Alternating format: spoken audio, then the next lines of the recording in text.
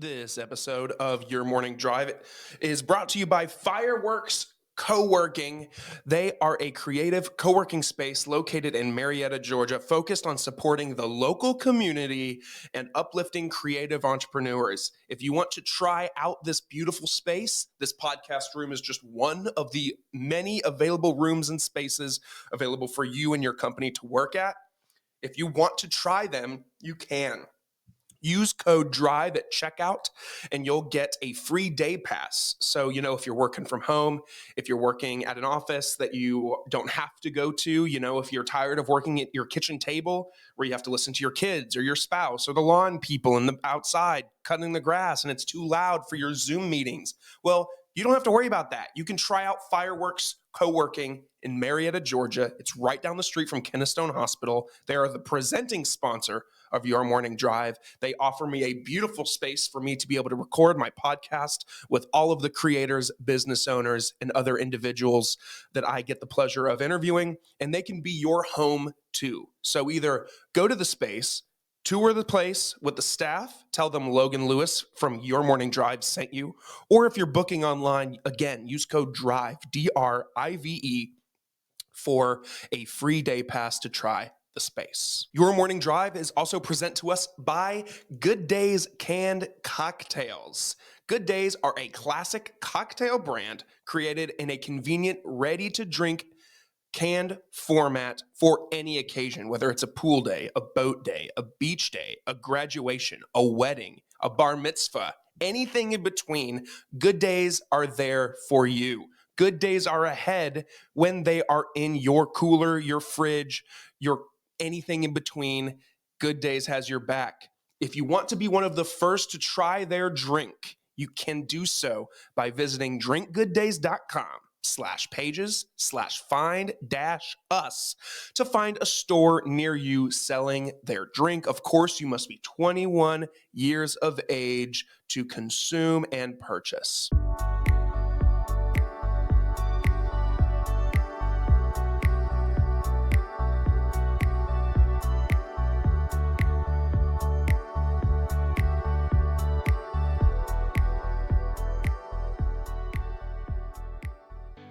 Good morning, everybody. Welcome back to another episode of Your Morning Drive. I am Logan, your host for today and always, broadcasting from the Fireworks studio in Marietta, Georgia. I am super thrilled to have you guys with me this morning. Couple things before we get into our show today. Do me a favor and share it with just one friend that needs this in their life. Someone who's got a commute, somebody who's bored in their cubicle, somebody who is in need of a new show to be in their podcast rotation. Somebody like that. Send them a link on Apple or Spotify if they want to listen on either of those platforms, or if they want to watch for some reason on YouTube in full, they can do that as well. Everything on those platforms, it's just all at Your Morning Drive. And make sure no matter what platform you do listen on, you hit the follow, subscribe, whatever button it is to make sure that all the episodes come to you without you missing one. Also on those platforms, especially Apple Podcasts, leave a review. You can leave a review on Spotify, I think. I think you can do a 1 to 5 star rating, but on Apple, you can leave comments as well. Leave a comment. Let me know how it's going. Let me know what you love, what you don't love, so that you can give us good feedback on how to make the show even better. For even more ways to stay connected, follow on Facebook, LinkedIn, Instagram, and TikTok for all of the clips, the show updates, announcements, and everything in between. Thank you again for joining us today. My guest was homeschooled from K-12 and attended Chattahoochee Tech, the University of West Georgia, and Kennesaw State University, where he graduated cum laude with a degree in communications. His career journey began at Chipotle, where he advanced to general manager of one of Georgia's busiest locations before launching his personal training business, Total Fitness Move, in 2016. After transitioning to a W-2 employee role in 2018, he became a lead installer by 2020. In January of this year, 2024, he took the leap to start his own company, Screen Porch Solutions. Please welcome my new friend, Steve Hood. It's very nice to be here, Logan. Thank you. Yeah, thanks for being here, man. Dude, in that bio that you gave, we have a ton of similarities. Well, actually, now looking at it, really just one similarity. And it's that I also went to Chattahoochee Tech and Kennesaw State. So hootie hoo and whatever Chattahoochee Tech's mascot is, I couldn't tell you. Probably an air conditioner. I don't know. Yeah. An air conditioner. They have a very good air conditioning program. Do they really? I think so. When I attended, they did, yeah. Wow. Yeah. When did you go? Like a long time ago, like 2010. Oh, damn. I did dual enrollment because I was homeschooled, so it was pretty simple to get into dual enrollment with Chat Tech. So I got some of my credits out of the way with that, and then I went to West Georgia for 2 years and then graduated from Kennesaw State. Yeah. Hell yeah. Hell yeah. What year did you graduate? Oh, that's a good question. I think it was 2016. Okay. So talking about the Chipotle with the introduction, I was the GM there. So I was working maybe 60 to 70 hours a week. Wow. And so my senior year, I was a GM full blown, right? So I had to, I think I took at most maybe 2 classes a semester for my entirety of my senior year. My senior year actually took longer than my freshman through junior years combined. So I think I graduated in 2016, even though I started attending college in 2007. Yeah, I mean, you gotta do what you gotta do. I mean, working and schooling at the same time can be a lot. Yeah, but Chipotle did pay for my school. Oh, nice. Well, they reimbursed me 90% or something. Sure. I had to keep a C average. I mean, if you talk about that's not bad. No, not bad at all. I always tell people, hey, if your job offers some kind of tuition reimbursement kind of situation, and you have the go-getter attitude to keep that C average, do it. Yeah. Why not? But then some places, they make you. I know I worked at a company that said, we'll reimburse you, but if you leave us within a year of you getting your degree, you have to pay it all back. Yeah, I think Chipotle had something like that with 6 months or something like that. But I stayed long enough not to have to pay that, so that was nice. Yeah, very nice, very nice. So what's going on, man? I mean, happy that we're recording this the weekend after Thanksgiving. Happy Thanksgiving. Indeed, we are. Yeah, happy Thanksgiving. How's your Thanksgiving season? I'm just now being able to fit my buckle back on around my belt. So no, we're good. I had 2 Thanksgivings, one with my beautiful girlfriend Sharice's family. They have a huge Thanksgiving feast every Thanksgiving, and so I barely made it out of that alive. I had a small get together with my brother from Houston and his wife and my dad on Tuesday. So yeah, what did you guys do for Thanksgiving? You don't mind me asking? Yeah, no, we traveled to the great state of Alabama and visited my wife's family. We rotated, and this year was her family's year for Thanksgiving. Nice. So I missed my family's Thanksgiving, which fine, whatever. That's what marriage is, I guess. I used to see that growing up when my parents would do that. They would rotate holidays, and I was like, that sucks. And it sucks as an adult too. Yeah. Because I FaceTimed my mom the other day, and I said, this is the first Thanksgiving I think I've ever missed. Really? And unless I'm forgetting something, but either way, I was like, this is weird. It's really weird not being with your family. Only been married a few years then, I guess? Yeah, just a couple years. Well, congratulations. Thank you. So yeah, we went and visited her aunt and uncle, her cousins, and her dad lives in Nashville, but he drove over because it was her aunt is his sister. So we all got together in Eufaula, Alabama, a town of 12,000 people. And we just had a Thanksgiving feast we did our Thanksgiving Wednesday night, and then had, of course, leftovers on Thursday for lunch and dinner. And then one more time on Friday for lunch. And it was like, ugh. Very cool. I'm tired of the leftovers. That's another thing we have in common is that we both have a lot of family. Well, I guess this is your wife's family in Alabama. Well, I have tons of family in a very small town, also about 12,000 probably, in Eupora, Mississippi. That's where all of our family get-togethers are. So if reunions, not Thanksgivings and stuff, but yeah. Small towns are awesome. Small towns are awesome, and for a while. I got right. For a little bit. For a little bit, until you realize that everybody in small towns knows everything about everybody. Yes, exactly. And we experienced that full-fledged. This is the first time I'm talking about my Thanksgiving weekend publicly, Steve. Oh, nice. So I gotta get it right into it. Okay, no, I was about to say, dump it on me, man. Okay, so where do you even begin? So my wife and I don't even know where we're going. Edit stuff out too. True. So you can think. I can think about that. So my aunt, or Catherine's aunt,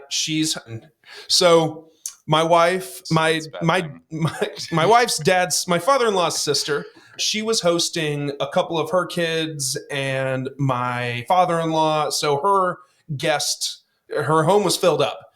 Luckily, her other son and his wife lived just down the street, maybe a block from them. So we stayed in their guest bedroom with them, which was cool. It was great to be away from the chaos and be able to leave when we needed to and come and go whenever we pleased. But it was a great Thanksgiving holiday. It was a great foods, great cooking and everything. But Steve, it's Thanksgiving. At approximately 6:30 Thanksgiving morning, I woke up not to a good morning, happy Thanksgiving, but to a smack on the forehead from my wife that was like, "Oh my God, get up, get up, get up." Oh God. And I was like, okay, so everyone's just running outside. And I'm like, okay, so I'm like slipping my slippers on. I'm just like still half asleep. Like, damn, everybody's really excited to eat. I know, right? So we walk outside and there is my wife's car just destroyed. Not destroyed. That's a dramatic term. But I mean, by the way, you can curse on here. Totally fucked up. Yeah, no, fucked right? up. In fact, I'll show you so that it's easier for the context of you understanding. So to paint the picture, they have a long, steep driveway that once you pull in the driveway, it goes down, and then that's where they park. Well, luckily at the top of the hill, rather than having to go down, because with 3 cars down there, it gets difficult to turn around and back around or whatever. So they have like I don't even know what to call it. Almost like a little mini, some driveways, they like slope in, but then off to the side, they have like a spot that another car could sit. They have basically that, but at the top of the hill. And we parked on that thing as they advised us to do, parallel with the street, so that when you come and go, you can just pull in or pull out. So I guess Wednesday evening, which I learned from the police in Eufaula, Alabama, that is the #1 drinking holiday in America, is the eve before Thanksgiving. Okay. Beats 4th of July, all of the other New Year's even. #1 drinking holiday in the world. I can see that. Because everyone's gathering around their hometowns. People go out and get messed up with their buddies and their family. I was going to say, not to mention they might be around family they don't necessarily like. True. It might drive them to drink. True. So either way, I'm walking towards the car and I'm like, it doesn't look bad. There's nothing wrong with it from my angle. But then I get to the side of the car that's parallel with the street and I'm like, nice. Nice. So was it like a little side swipe action? I don't know, but either way, that is what we're dealing with there. I'll tell you what, that's not a 2001 Honda Accord either. That's a nice new vehicle. That is a vehicle she got 6 months ago, Steve. And so, of course, when we parked the vehicle, all of the wheels were straight. So this person hit this car so hard that it turned the axle and the body and the framing of the vehicle to the right. I mean, even in this picture, when we parked the car that night, they told me to back up a little bit so that the front of the vehicle wasn't like hanging out in the driveway, just in case, someone scraped by or something. So he said, hey, park your back 2 tires in the grass. So I parked the 2 tires in like maybe 2 feet back. So this dude hit it so hard that it moved forward 2 feet onto the... He was going the same direction you were going, or that you were facing for sure. And, dude. So going too fast, just fell asleep, maybe drunk, texting. All of the above, maybe. We don't know Mm-hmm. because it was a hit and run. So I know nothing about, as you probably heard me talking to my dad before the podcast episode. He was checking in on all of that, and I was like, yeah, well, I don't know anything about his situation. Nothing. I'm sure everybody in the small town of Eufaula knows, because everybody knows everybody. But that night we had it picked up by a wrecker, a local wrecker. Luckily he was on call, because I guess he's the 24-hour on-call wrecker guy and the only guy in the whole town. And he was like, it was funny is I was actually eating dinner with the cop that was investigating you guys this morning. And he said that they found the guy. They said he was a young guy. But I don't know anything else past that. Okay. That's actually pretty awesome that they found him. They found him. I guess he's some local guy that got hammered and maybe either fell asleep or... Either way, looks like it might be texting. That's my guess. It very could be. But I will tell you this, Steve. not to act like we are saints or anything, but had that car not been there, that tree is on the other side of it, he would likely be dead. Yes, because he would have hit that and probably flown out the windshield. Yeah. Either that or he would have flown out the passenger side, or the car just would have been bent in half. He would have died or worse. Yeah. Is what would have happened. Yeah, died or worse. Yeah. So thankfully, he's not dead, I guess. But I will tell you this, Steve. I've never had a vehicle totaled before, which we don't know yet. But everybody that has looked at it, between her dad, my dad, the wrecker guy, everybody's been like, man, it's fucked up. It's totaled. It's totaled. You think so? I think so, because don't they just basically say if the repairs cost more than the vehicle's worth, then it's technically totaled? That's what I would think. So I've had people have told me that their car was totaled, and I couldn't even point out where the damage was, right? Because it was like a bent axle, correct? Because it got like rear-ended, yeah, and it just looked like the rear end was a little smaller than most, and they're like, yeah, my car's totaled, and I was, wow. And it's because it was an old car, only worth like $1,500, and the repair was $2,000. So, yeah, right. Yeah, that looks like it's totaled. Yeah. What's so it, a Mazda? It is a Kia. Kia, okay. 2024 Kia. Sad. What's funny is yesterday we had the whole day to just goof off. So what we did is we went to a bunch of local dealerships and just was looking just in case it is totaled, that in case we need a new car. So we went back to the same sales guy that sold us that Kia, and he was like, hey, you getting rid of your husband's car? And she was like, well, she was like, it's probably totaled. And he was like, no, I saw you like 4 months ago. We've only made like 4 payments on it. Oh, nice. Ridiculous. Okay. But either way, I mean, full coverage?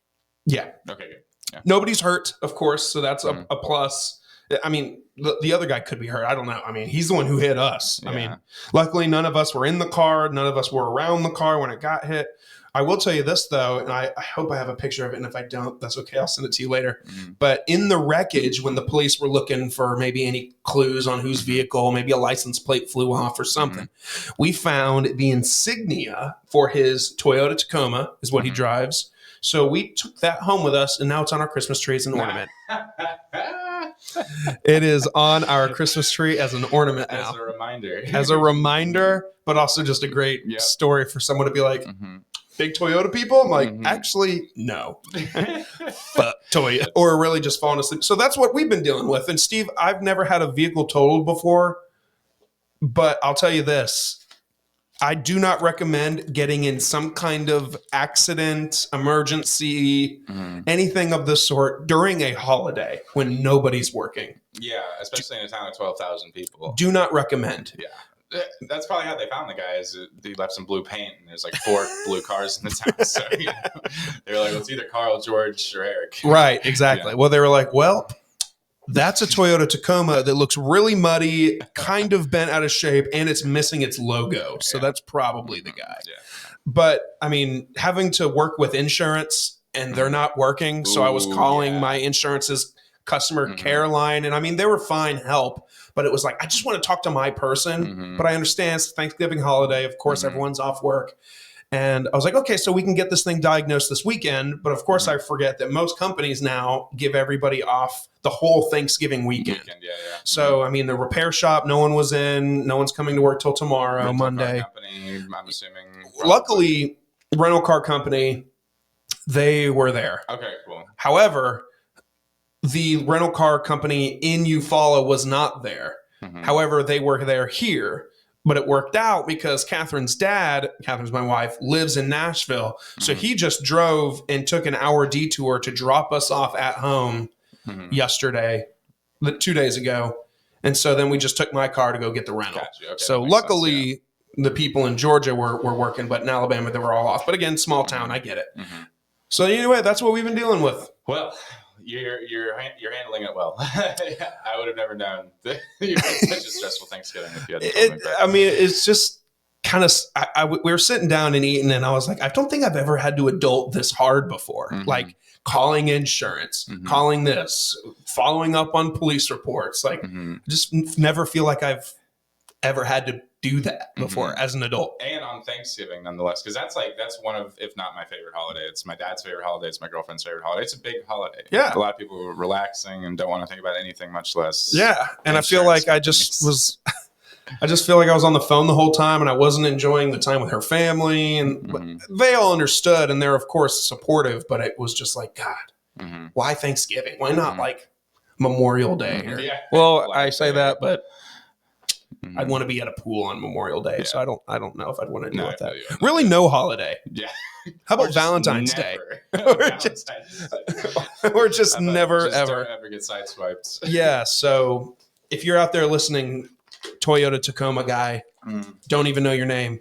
Hope you had a nice Thanksgiving because your insurance probably went up and they probably dropped him because of a hit and run situation where he was possibly under the influence, texting and driving. I wouldn't be surprised if his insurance dropped him, but that's none of my business. You follow Alabama, I'm sure if he is listening, there's not much room for error on this one. No. Like, no, that's definitely me. Yeah, he's like, wait Alabama, a minute. I definitely hit that guy. Damn, I hit somebody on Thanksgiving morning at 3 a.m. But yeah, that was my weekend. Well, happy Thanksgiving. Happy Thanksgiving. So there's my icebreakers. I was going to say, and that's the episode. And fuck you, you follow guy. But that's quite an icebreaker. This is our first time meeting in person too. This is our first time meeting. This is Thank you for being persistent too and sticking with the date and being on it like fly on shit. I did very little, to be honest. All I did was keep my initial. I respect it. It even took me a few days to send you those pictures. It could have taken me a few minutes. That's okay. Yeah, that's okay.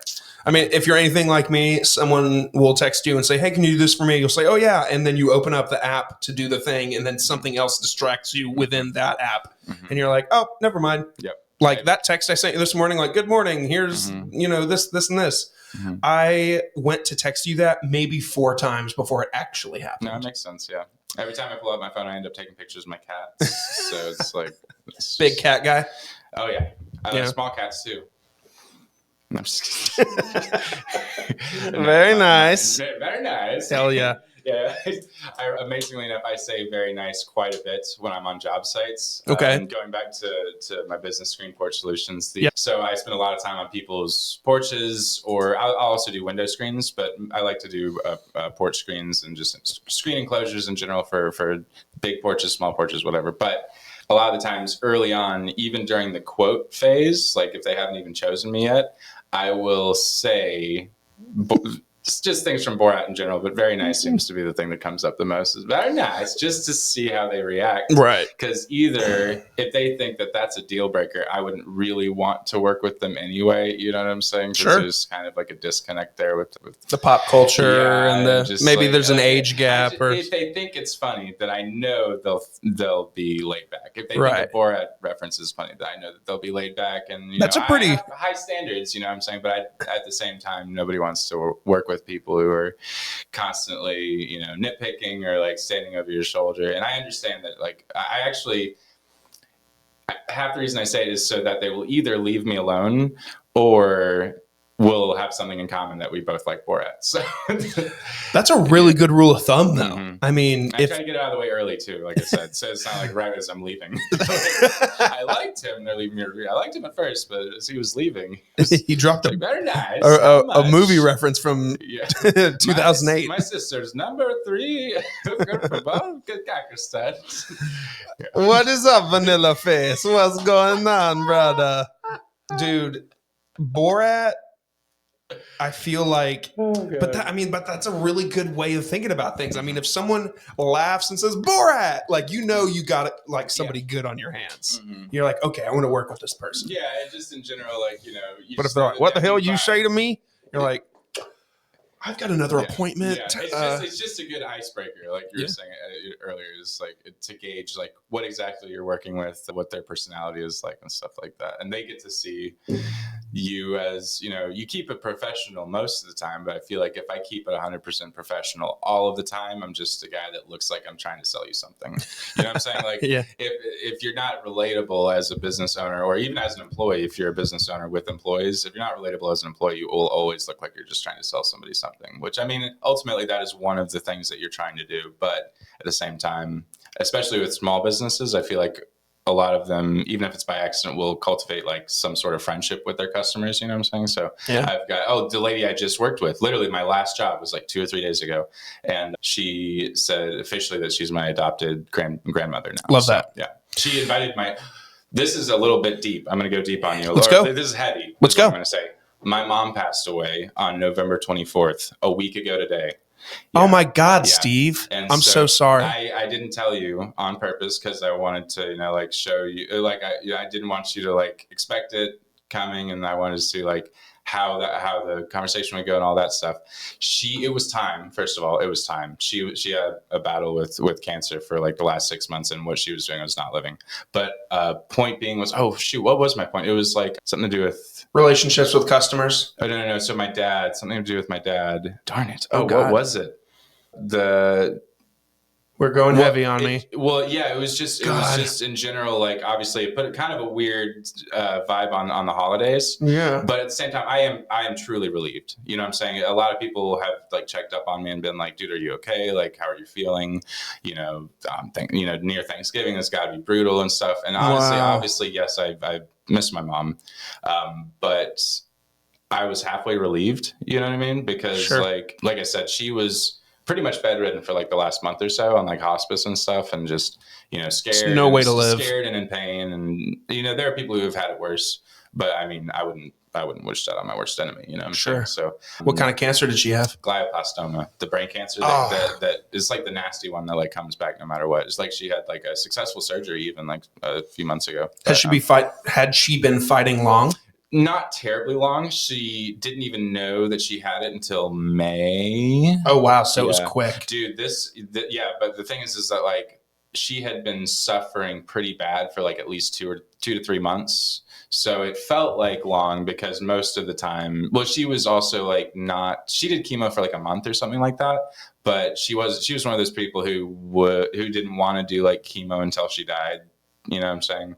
So after a month, she was like, God will either take me or he won't. And I mean, we all knew what was going to happen. Sure. Glioblastoma is like a 1% survival. So I really wish I remember why I brought that up. I wanted to bring it up at some point. Yeah. So that we've got like, wow.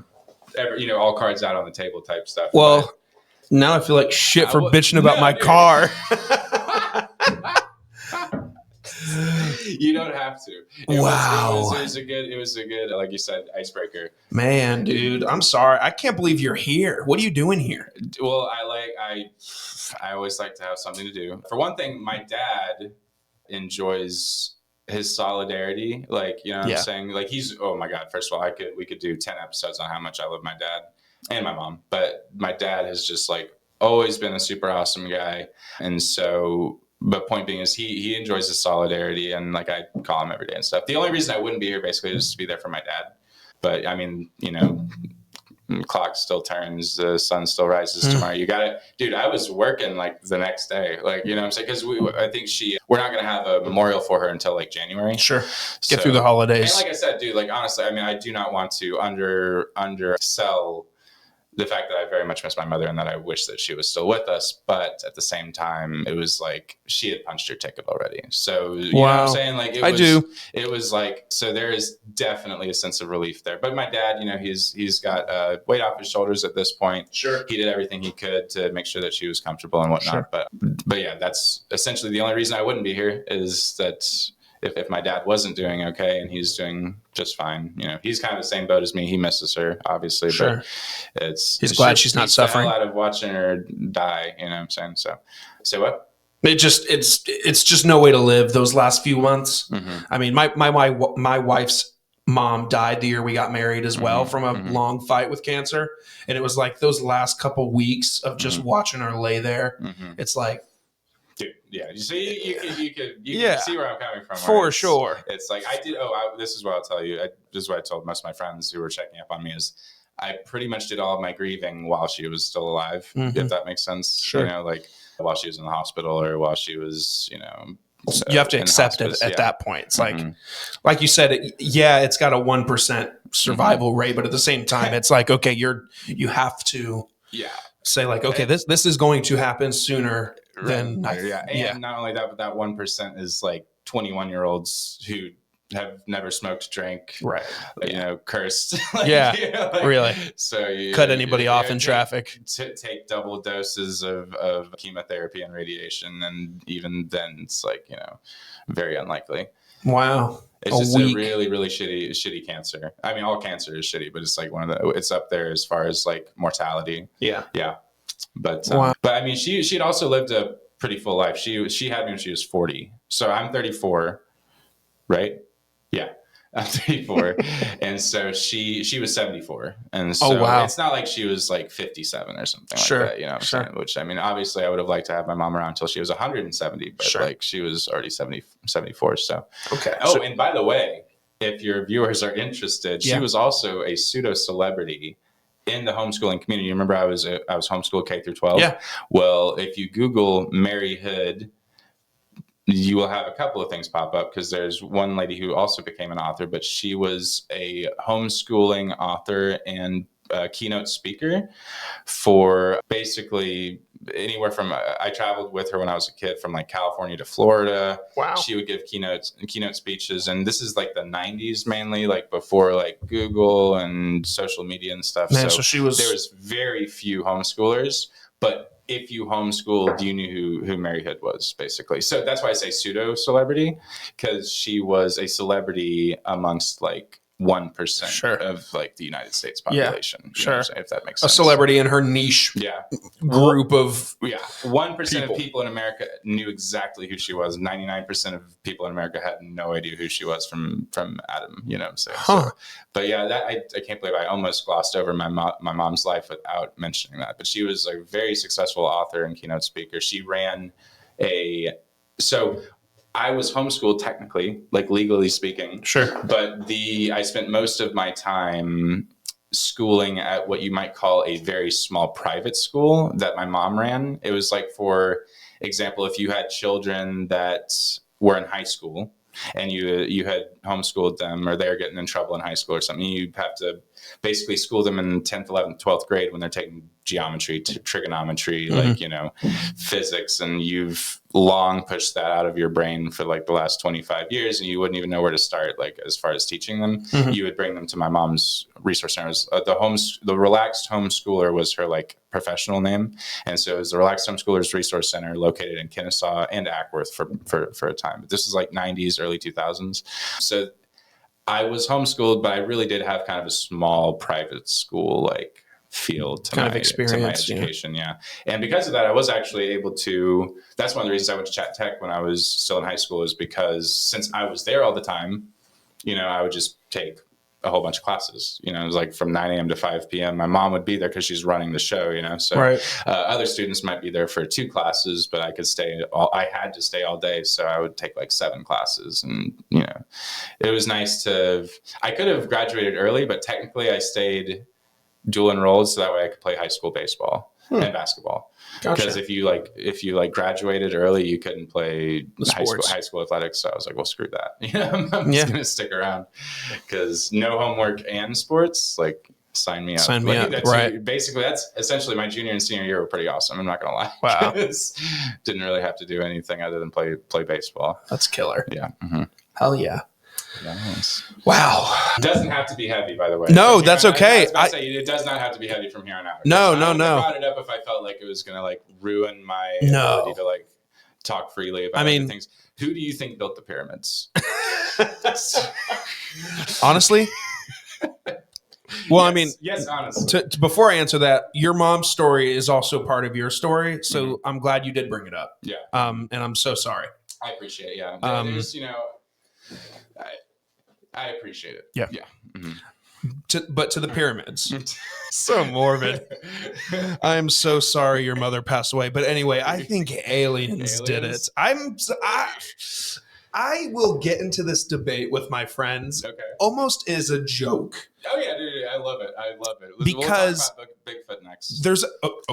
There's a piece of me that really finds it hard to believe that people way back when built those pyramids as symmetrical as they are. Yeah.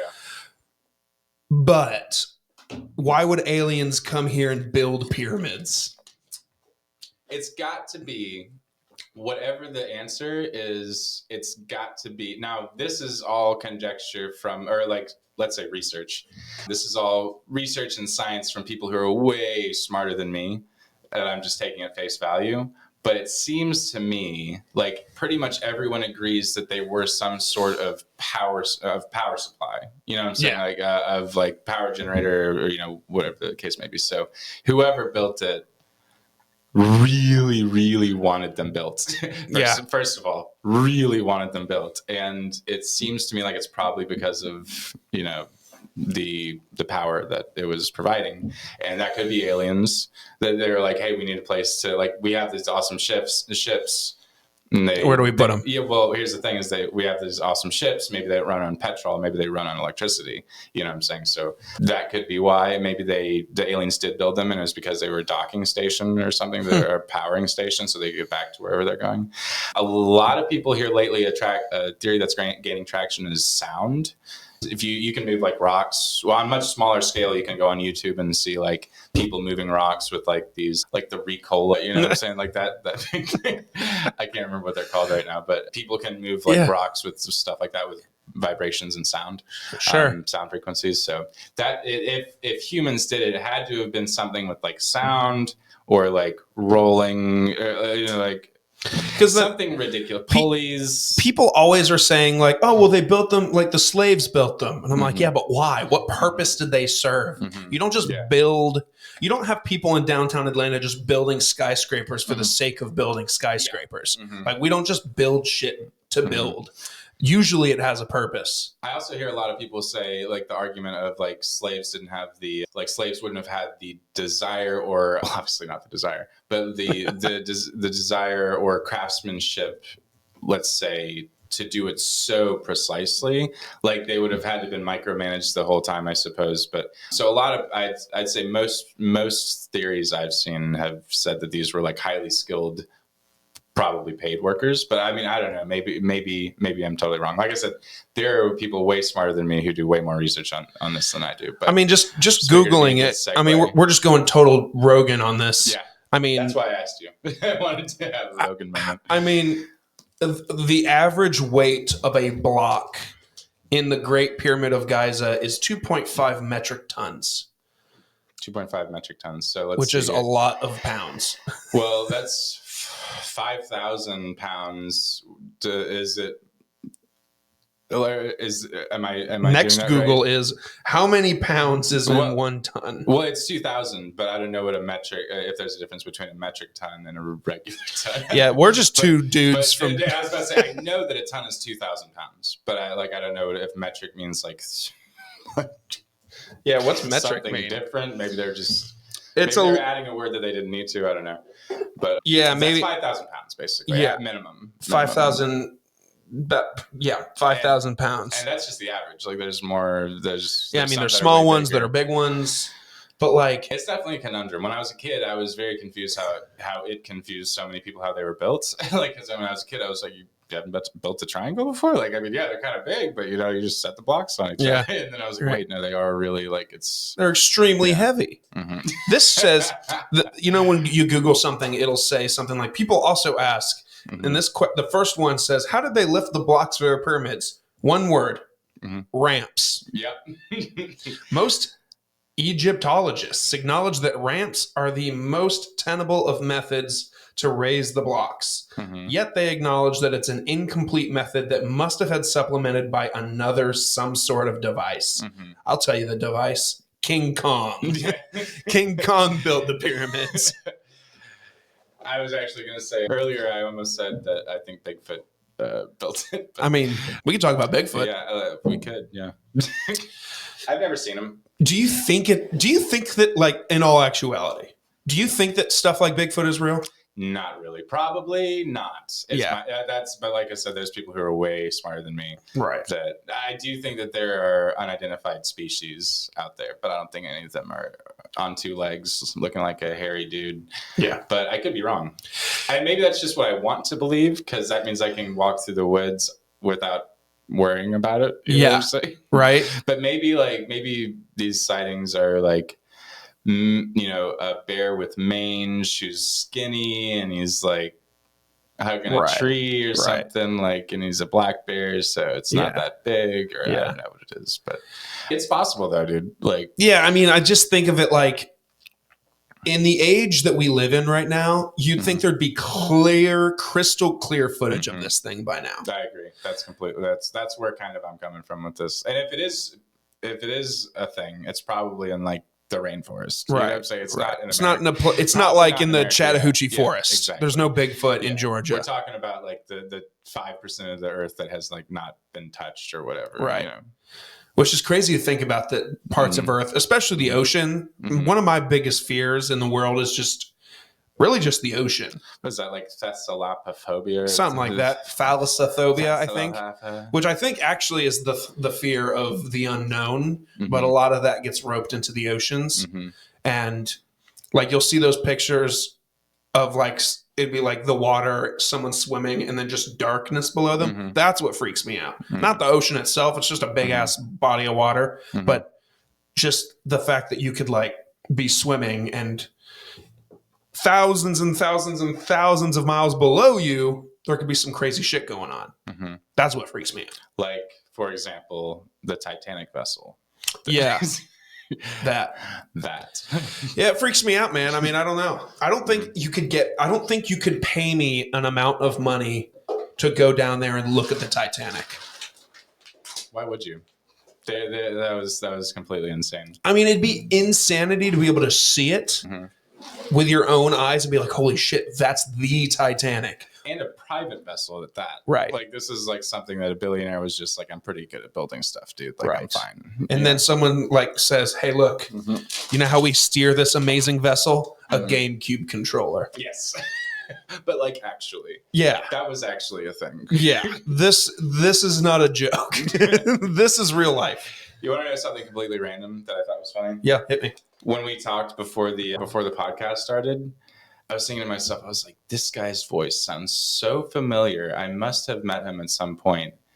And who do you think I sound like? 5 minutes into the podcast, I was like, that's probably because I watched like 2 of the episodes of his podcast before I came on. like it was a couple months ago. Yeah. But still, like I was like, I watched a couple of your podcasts, and I was just to see like what it was like or whatever. And so I was like, maybe that's why I listened to you for like 3 hours already.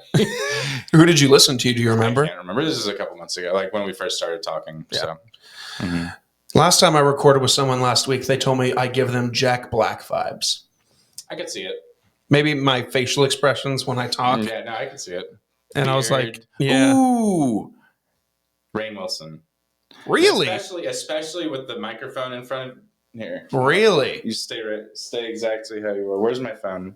I must have put it somewhere. You might have put it in your handy dandy bag that you brought. So I'm going to take a picture of you. Exactly as you are with the microphone. I'll show it to you later. Okay. But yeah, your eye is definitely Rainn Wilson. But which is not your voice, obviously. Which is very funny because I just started listening to an audiobook by Rainn Wilson. I swear to God, this morning. But especially since he's got the beard now and everything, and it's mostly your eyes. It's not like your mouth, at least I don't think it is. I can't see your mouth, but it's not really your mouth, but it's definitely your eyes. But yeah. Rainn Wilson.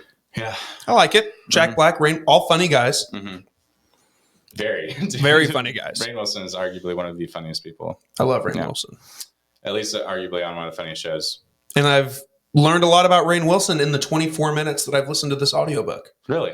Yeah, I mean, his life. It's like a memoir. Nice. I guess, which is crazy because I feel like he's only like 50. Yeah. So he's got so much life left. He does. And maybe even mid 40s. But he's had a lot happen already. So he's probably like everything exciting has already happened. And I just want to sip cocktails from here on out. And correct. I don't really feel like writing about that. I collected buckets of money from the office, and now I want to just live. Oh my God. You're looking at his audition tape to like now he was so young and like he did so good in his audition tape. So it's no wonder he got the part. But imagine if he had just had the cold that day. Or something, or just was off. And who would have just been like, Dwight other than him? Mm-hmm. And we'll just how different his life would have been. Like he wouldn't have made nearly as much money, obviously. Oh, no. Oh, and Jim was like about to quit. Acting, or what's his actual name? John Krasinski. John Krasinski is a very, very popular person now. So John Krasinski, he was about to quit acting entirely. And his mom was like, give it another couple like months or something. And then like he got the office. Yeah. Dude, can you imagine? Yeah. Just the role of a lifetime Mm-hmm. to be able to be there with that whole cast. And then, I mean, like to be on set every day with Steve Carell. Yeah. Just what an honor. Mm-hmm. What a cool thing. Would you ever do movies? You give me the movies. vibe that you would do film. I have done movies. Really? Well, it's. I only say that as like a little. Technically, yes. So that way you can use that at the beginning of the. Hey. Movies. Yes, I have done movies. This week, Steve Hood. Screen Porch Solutions LLC. It's like, wait a second, I got roped into this. But if you go onto Tubi and you search for The Demon's Rook, you will find a movie that was directed by James Sizemore. If I'm getting that name correct, it's been a long time since I've seen him. He was my brother's friend, so I met him once, and that was when I was in his movie. And it was a zombie movie, basically, for lack of a better term. It was a zombie movie, and I thought I was just going to go. They needed extras, and they'd asked my brother to come, and they told my brother, "Hey, grab some people," and for whatever reason, they took a liking to me, which meant that I was one of the 3 zombies that got like the 6 hours of makeup. Wow. And I was not exactly prepared for this. And like back then I was smoking like a pack of cigarettes a day. So like really? I had to like sit there with like, all of that, like, what do you call it? What do they call that? Where they add it before their actual, like the makeup and whatnot. But yeah, I don't know. The porcelain, I can't remember what it is, but they're adding all this stuff to my face. And like, I have to like smoke cigarettes, like without being able to use my lips essentially. Oh, wow. But it was a huge thing compared to like what I was expecting. I was expecting them to throw a mask over my head and I would be like in the background, right, way back there. And I guess they liked how tall I was or how skinny. That might have been it. Is at the time I was very, very, very skinny. Like, so it probably looked more believable that I'd been dead for a while versus people who, were not. I remember there was one dude who they basically slapped some like white paint on his face. Yeah. And they were like, you're a zombie now, because he was so skinny and his like face was sunken and he like was the perfect zombie. They're like, we're not even going to like give you much makeup whatsoever. But yeah. Wow. Demon's Rook, I believe it was a $50,000 budget. It's very 80s. It's like a love letter to 80s horror is the best way I could describe it. Yeah, I'm looking at the IMDb page Barely for this watchable. movie right now. Barely watchable. And amazing at the same time. The trailer that's auto playing in the background is a lot. Dude, I will say this, all jokes aside, these are people who are good at what they do, but they have a limited amount of money. They have a limited amount of people to help. So they have to wear a lot of hats. You know what I mean? You look like you are very excited to see this movie. I really want to watch it now. You should. And you should see if you can spot me. It might be difficult to be able to spot me. I'm in it a few times. They're like a hero extra or hero zombie, whatever you want to call it, where I'm in multiple scenes. I eat a couple people. Spoilers. Wow. Yeah. I didn't actually eat them, but Oh, okay. Yeah. Mm-hmm. So it was fake? Yeah. Okay. Prosthetics. That's what I think. Is that what I'm thinking of? I don't know. Yeah, prosthetics. But yeah, I took a bite out of this girl's side and like had to bite into the blood. Like it's like a Was it like a bag hose. or something? It's like a bag or a hose or something that's easily like rippable. So you get one take, and it's like another dude's like biting her neck with the same thing, where it's like and it's just like blood, and then the blood just flies. It's awesome. It's this movie. A lot of people would watch it and be like, okay, this is hard to watch. You know what I'm saying? Like because of the gore. I'm honestly saying because of it just not be. They might just not like 80s, like cheesy 80s movies. You know what I'm saying? But like, I think they made it pretty cheesy on purpose. Right. If that makes sense. Is it funny? Or is it serious, but in the way that 80s zombie movies thought they were serious? Correct. And so, but the, oh God, what was I going to say? When I tell you, they did like basically no special effects on like after the fact. It was all like incredibly good makeup. They had this makeup artist who did my face. I think her name is Lisette Santana. You should look her up on Instagram. I haven't talked to her other than when I was sitting in this chair like 12 years ago. I'm pretty good with names, but this woman, Lisette Santana, I remember her because she was working on my face for like 6 hours. But I think she's actually kind of made it a little big now. I think she's doing like Hollywood stuff. Yeah, she worked on Ahsoka, The Mandalorian, and Guardians 3. No kidding. Okay, Yeah. well, this was a $50,000 budget. But it wouldn't surprise me if Humble she was beginnings. one of the only people getting paid because she was so good. And point being is that they had a whole crew of really good makeup artists.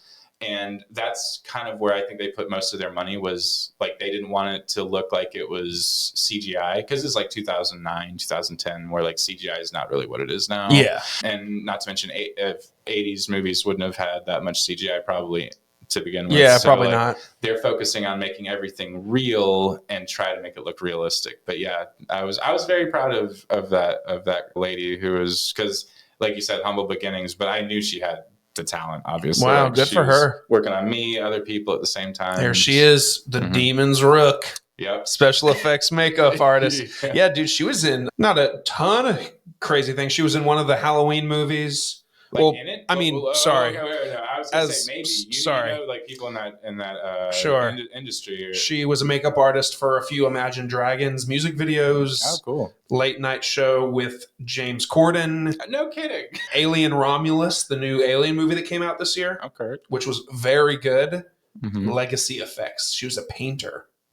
Well, I'm glad good for her. She's doing good because, like I said, I talked to her once. It was for 6 hours while she was doing my makeup. But like, she's very punk rock. I don't know if you saw her on Instagram, but she's got lots of tattoos and cool. Just expresses her punk rockedness through the. Would you be in a movie now if someone came to you? Totally, dude. I love like doing weird shit. If that makes sense. Why do you think I'm here? Legitimately, this is my first podcast. And when I saw you had posted, I think it was on like Cherokee Connect or something on Facebook, like looking for entrepreneurs who want to be on a podcast or like business owners, something that attracted my attention, obviously, because I was a new business owner. And I didn't even give it a second thought. I was like, dude, throw me in front of the camera. Like, there's no such thing as bad press. No, not at all. No such thing as because bad people press. are going to listen to this and they're going to think, oh my God, these dudes have talked about a mom passing away, who built the pyramids, visiting the Titanic, and zombie 80s movies. And they're going to be like, I want to do business with this guy. Yes, of course. And like I said, like we were saying with like the very nice, and it's like a test or like a test on they're going to be like, wow, where they sit with that kind of stuff. It's a very similar situation with that. Yeah. Heck yeah. So tell me how the business started, man. I mean, you mentioned it just now. You've mentioned it a few times. I mean, I told you I like to do weird shit. But I love how you have this bag. Dude, first of all, what do you call it? It's like $5-6 at Walmart, something like that. Thermally insulated. Do you just carry that with you everywhere? Oh, yeah. Dude, it's got twist up. I've got packs of ice, like whatever, because it keeps your hot stuff hot or your cold stuff cold, regardless of what you have. Yeah. But I started buying 2 liters because I like to drink. Zero sugar soda is like my vice. Okay. I try to stay away from sugar because my teeth like to get cavities. Okay. But my vice is zero sugar soda. And I figured 2 liters I'm good at penny pinching. I get that from my dad. And it's cheaper if you buy them in 2 liters as opposed to 12 packs a can. The more you know. This is awesome. But going back to your question, the beginnings of the business. It's no surprise or it's no mystery that inflation has been running rampant. I think it's up like 20% since 2020 or like whenever, the COVID economy hit or whatever. But generally, cost of goods is something like 21%. Yeah. And surprise, surprise, the hourly wage does not really keep up with that usually. And specifically at the business that I worked at as a W-2 employee, I had been stuck at $25 an hour for 2 or 3 years. And they essentially told me that they weren't going to be giving me any raises, maybe bonuses. But even that, it's not based on like a percentage of what you sell. Right. It's just kind of like we feel like no, it's just like we feel like giving you this much, And it became apparent to me that this was, I kind of skipped over something just now, but it's on purpose. But because I like the owner of this company. Okay. Yeah. Okay. But essentially, we're still on good terms, right? Sure. Me and my old boss.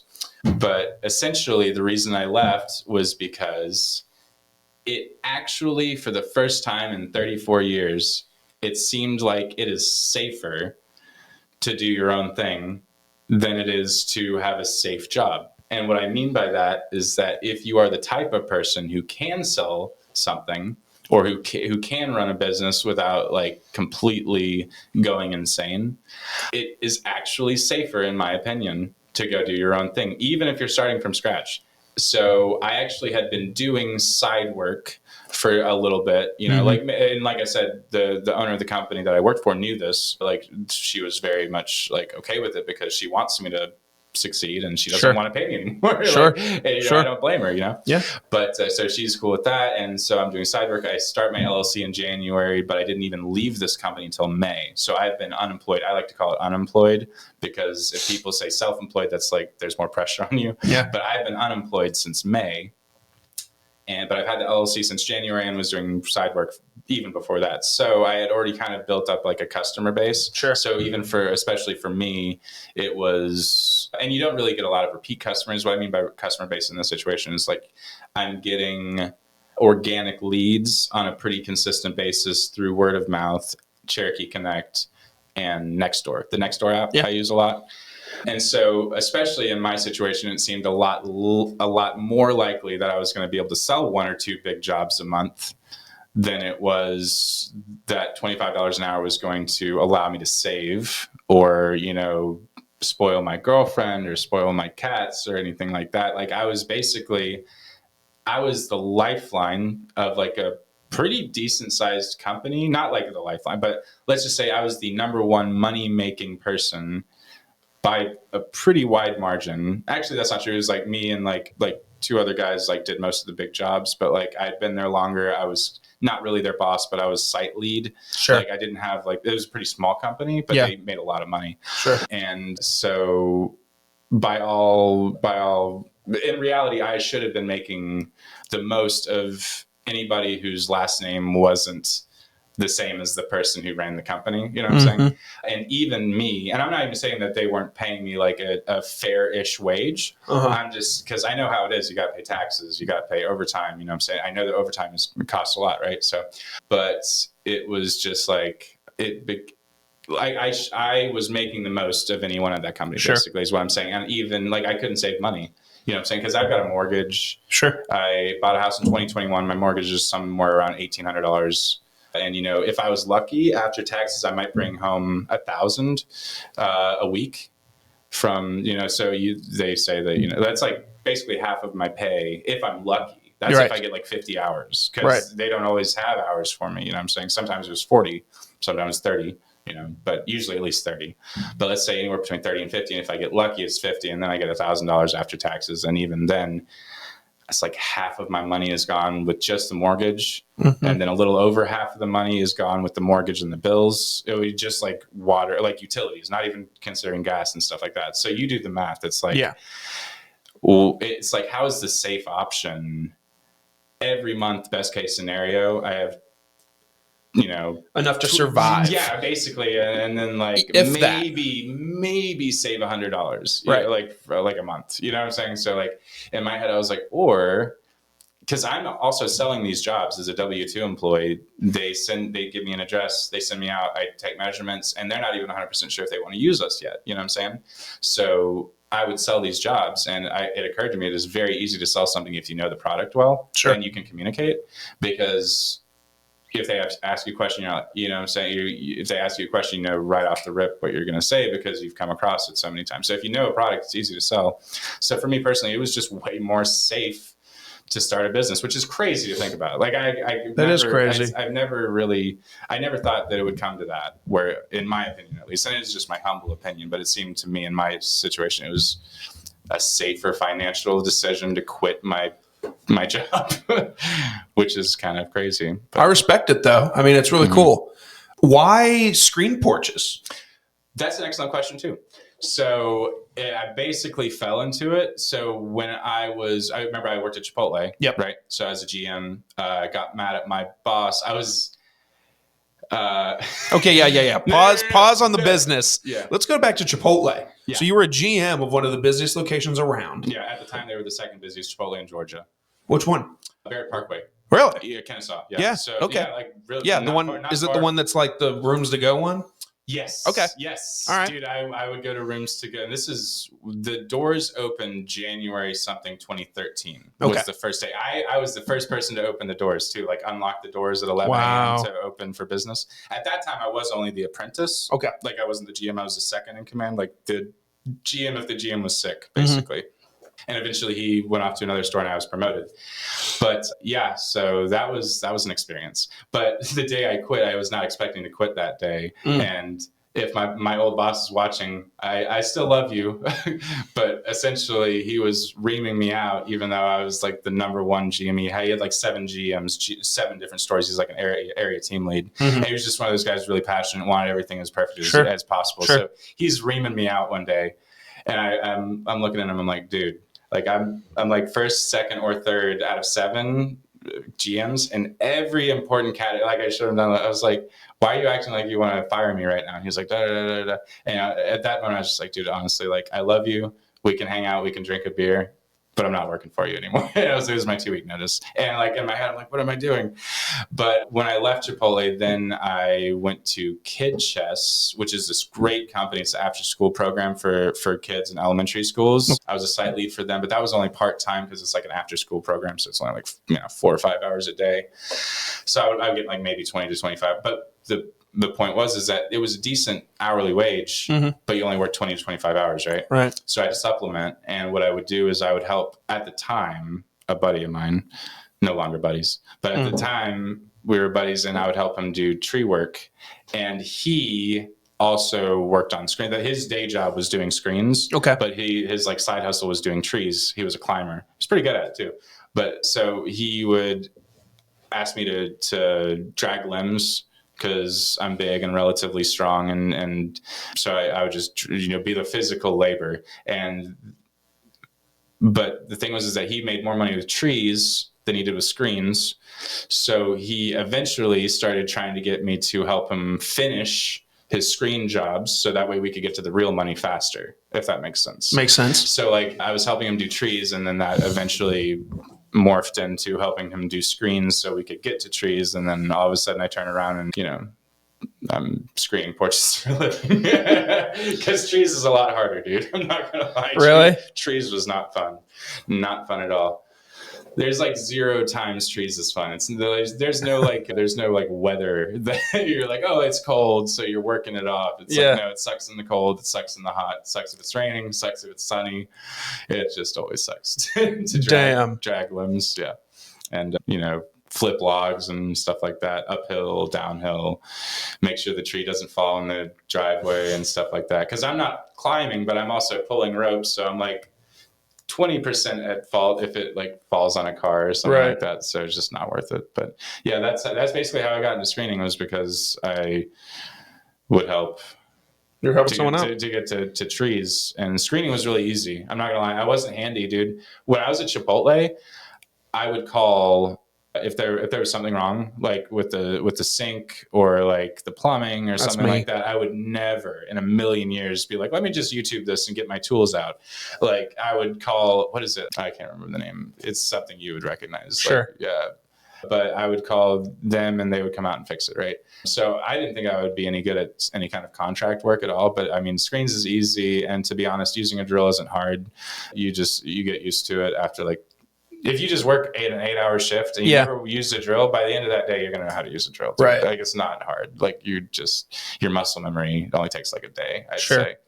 But pretty simple stuff, dude. I'm not going to lie. I do it very meticulously. That's another reason I like to do what I do, is because it's physically easy enough that I can put more of my brain into it and make sure that everything is. I always say that if you are picky before the customer is, it's a hell of a lot easier and more fun for everyone. True. Because if the customer has to be picky for you, then you're already off to a bad start. You know what I'm saying? So understood. If I was doing roofs, I might not give a fuck about if it looks nice because I'm on top of a roof, hot as hell. You know what I'm saying? So like, that's one thing I like about this business is that screening is relatively easy to do. It's not easy to do well, but it's physically easy to do. Sure. You know what I'm saying? It's not like super physically demanding. Yes, correct. It's mostly, you know, like, what do you call it? Finesse, let's say. Sometimes like with the bigger jobs and stuff, you got to carry like, let's say the hardest thing I have to do is I'll carry like 6 2x2 posts that are wrapped together that are 24 feet long. Right.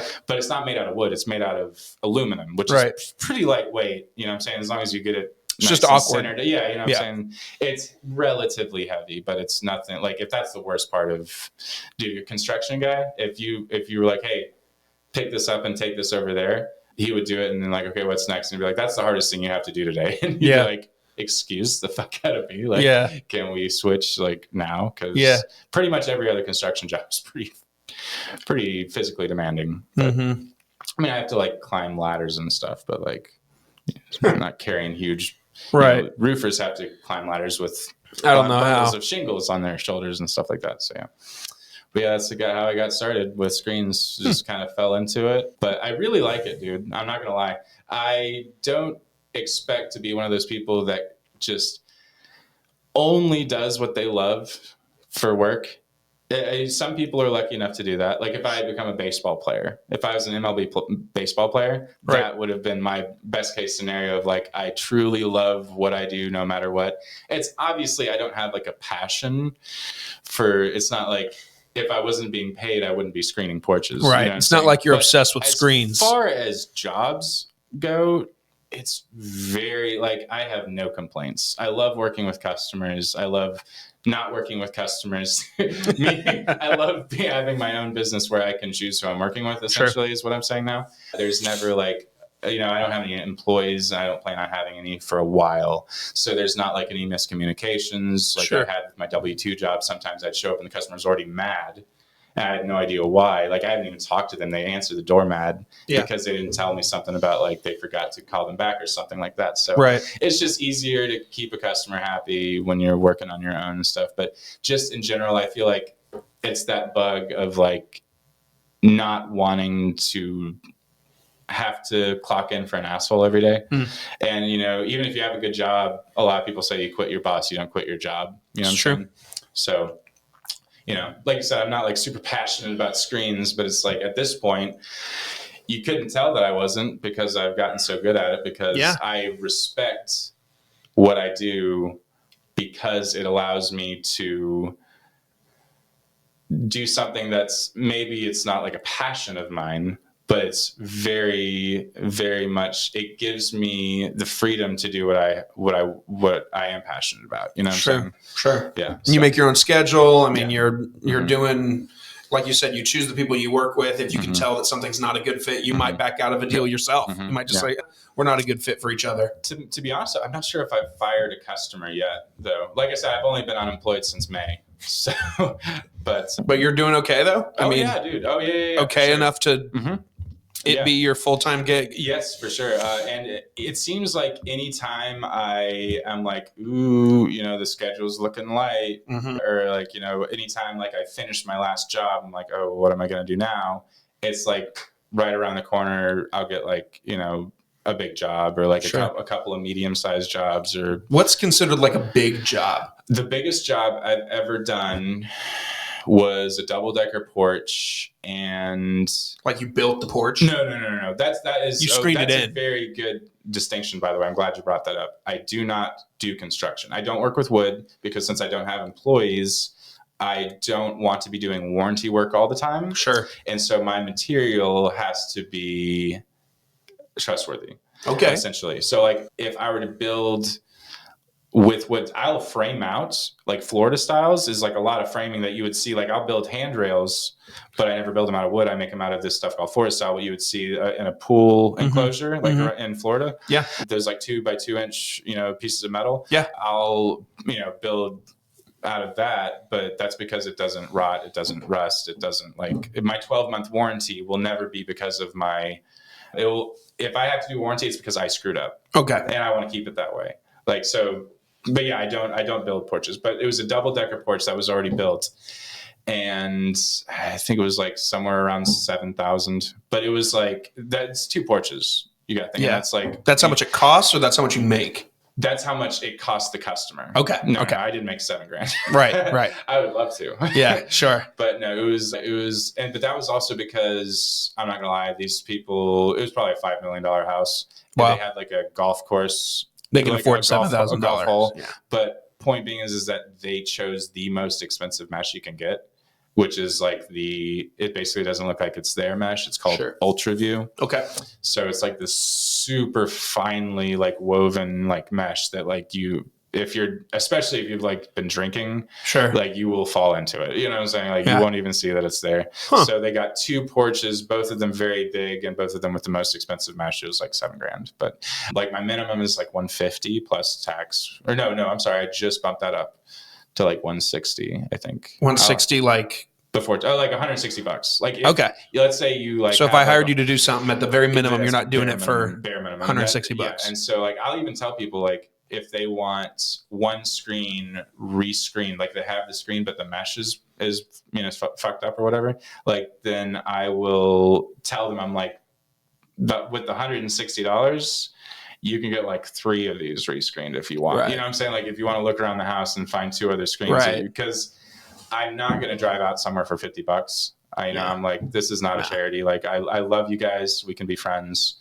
But like once you start your business, you realize that you save the charity for the very charitable causes. You know what I'm saying? And I'm not saying that like if you pay me $50, obviously it wasn't charity, but it feels like it to me. Sure. That makes sense. I spent $10. You spent gas. More than you probably earned on that. So I want to get at least like, even if I'm only there for 20 minutes, 30 minutes. But I like, for example, this one time I cleaned out this lady's gutters because she had like one very small repair to do. And I was like, I feel bad. Like, is there anything else you need? And she was like, you could take the leaves out of my gutters. Take me 20 minutes. I was like, I feel a lot better now that I did that.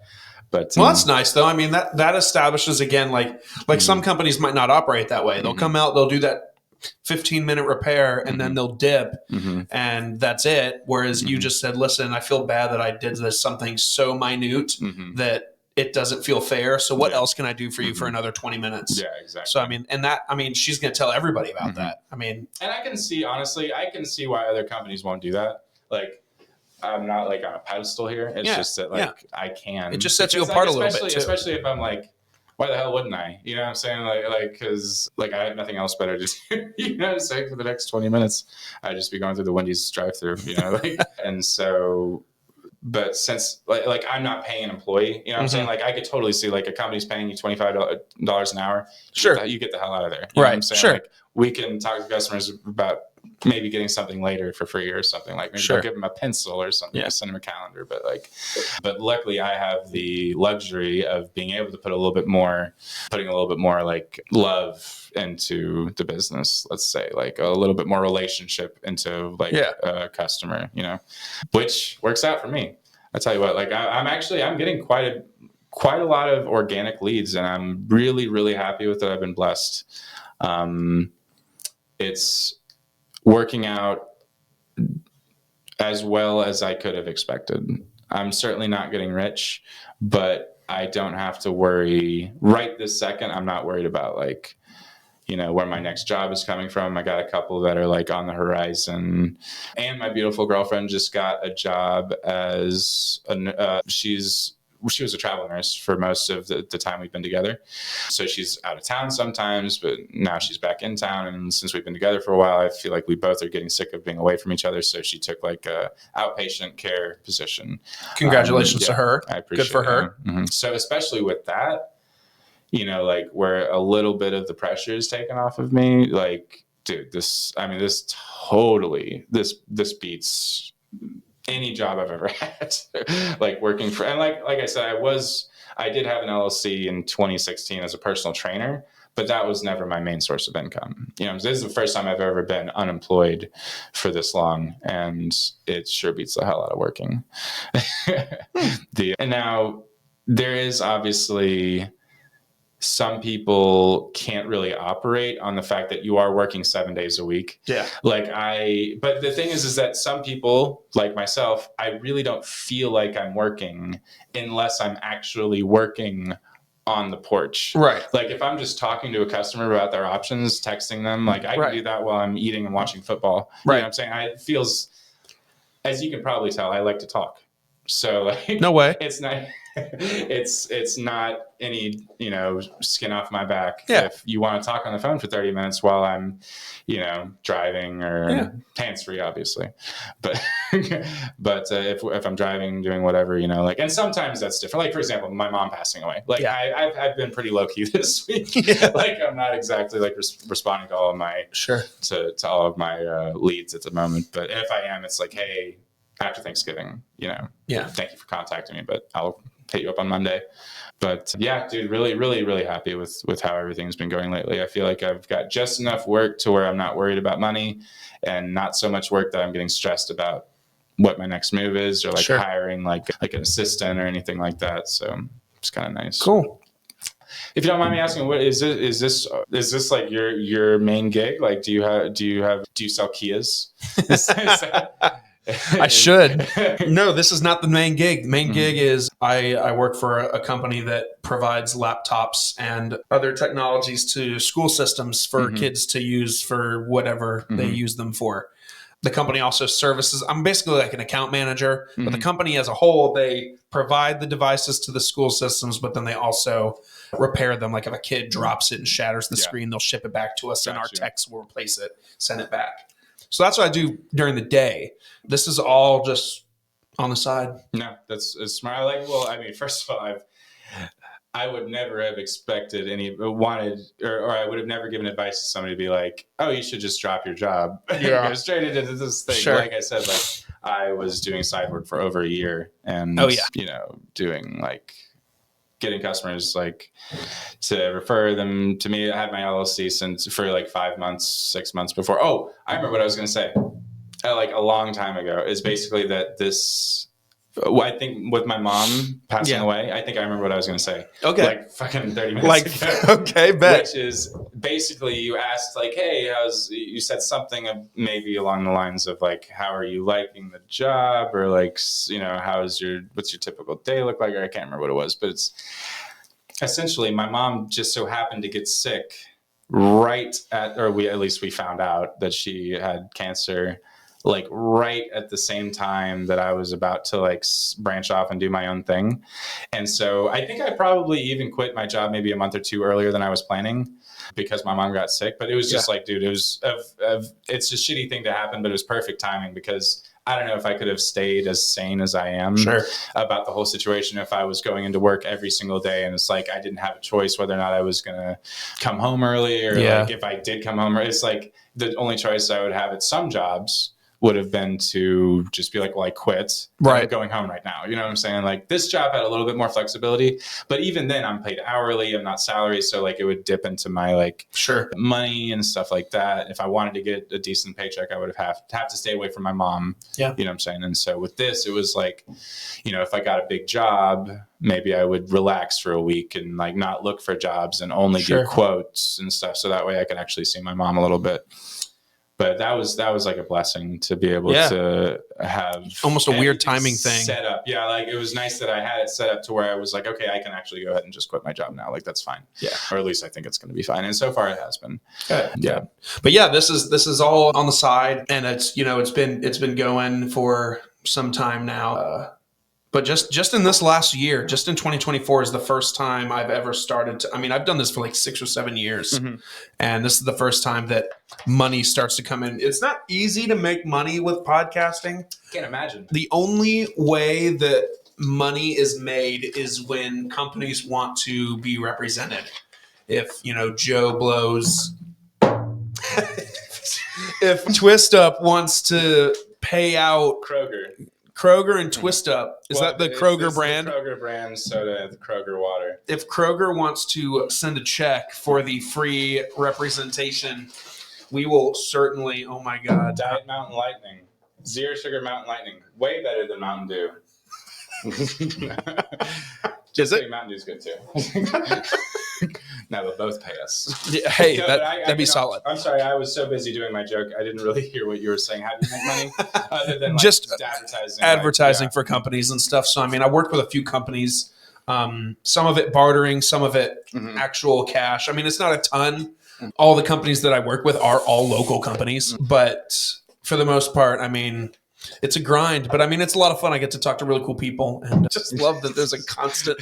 Do you have to go to the bathroom? No, I have a pretty big. I'm one of those guys who I can hold it for a while until I go. Okay. You know, like when you're drinking. Like when you break the seal, then you got to go like every 10 minutes. But that's like me all the time. But like I said, this is one of my. This is like my biggest vice is zero sugar soda. At least you're not smoking a pack a day. Yeah, I used to.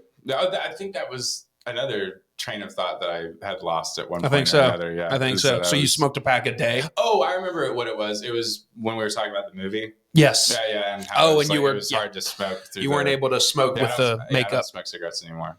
Man, I don't smoke cigarettes. Sounds good, Steve. There comes a point in every conversation I have with people where I ask them a collection of questions. They're all first date questions, kind of. Okay. A couple deep ones, but for the most part, very fun. You ready for them? Down. Hey guys, I want to talk to you a little bit about the company that makes your morning drive happen every week. Are you looking to elevate your business and your brand? Hammerhead Creations is here to help. They offer top-tier marketing services, including social media management, website design, and Google page optimization, ensuring your business reaches the right audience.